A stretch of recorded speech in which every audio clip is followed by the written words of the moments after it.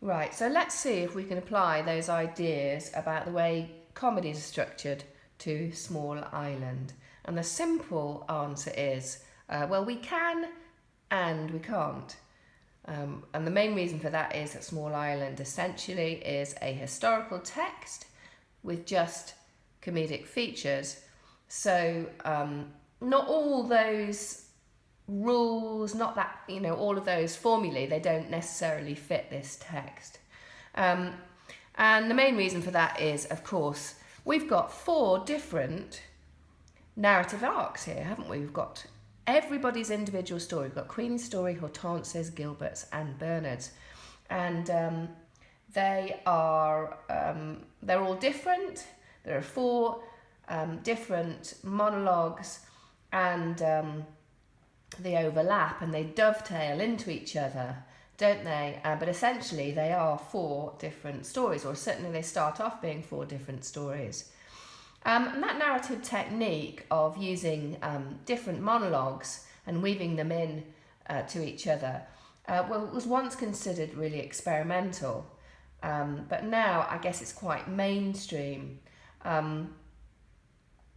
But the main difference with this text is that we've got not just one story that we can apply all these ideas to that we talked about in the previous video.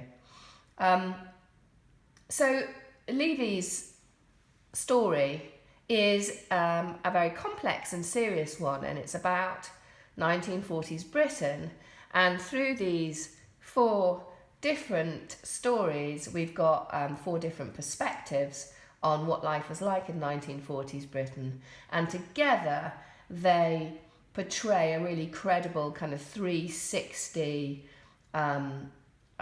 degree perspective on this issue. And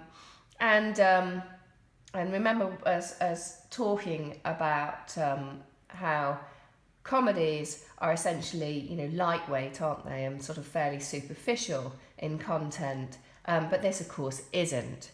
It's a very important and significant subject that she's raising in her narrative. So apart from the having 4 different narrators, it's also different because unlike standard comedies where the characterization is often considered to be fairly flat, fairly two-dimensional, we've got some quite complex characterization going on here, haven't we? Everybody has their own journey, and to a certain extent, perhaps even Bernard, everybody is changed by the events in the story. So we've got quite round characters, to use E.M. Forster's term, as opposed to kind of standard flat characters that we might have in comedies. And they've all got their own way of telling the story. They've got their own idiolects or recognisable features in the monologues. So characterisation is quite complex, isn't it? And we've all looked at that in lessons as well, haven't we? And perhaps maybe only Bernard really has got elements of stereotype in him. But everybody else certainly is quite complex character and feels very real as a result.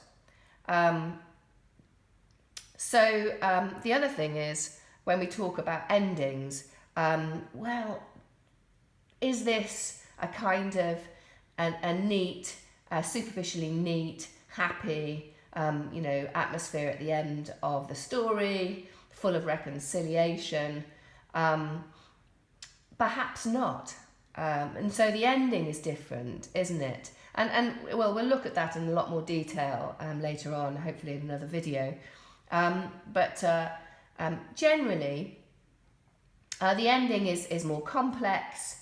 Not everybody has a perfect happy ending. There are some compromises involved, particularly Queenie, having to settle for whatever happiness she can find It's not a facile, superficially neat ending like many comedies are, and that's because of obviously the seriousness of the subject matter, and it's quite complex. And of course, Levy is offering a challenge to society, in her story as well. She's trying to make us think, and so the ending isn't quite so neat as well.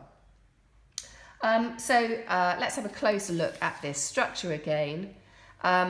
We've got the start of the story, and the start of the story, usually we've got order and normality at the start, and of course everybody's normality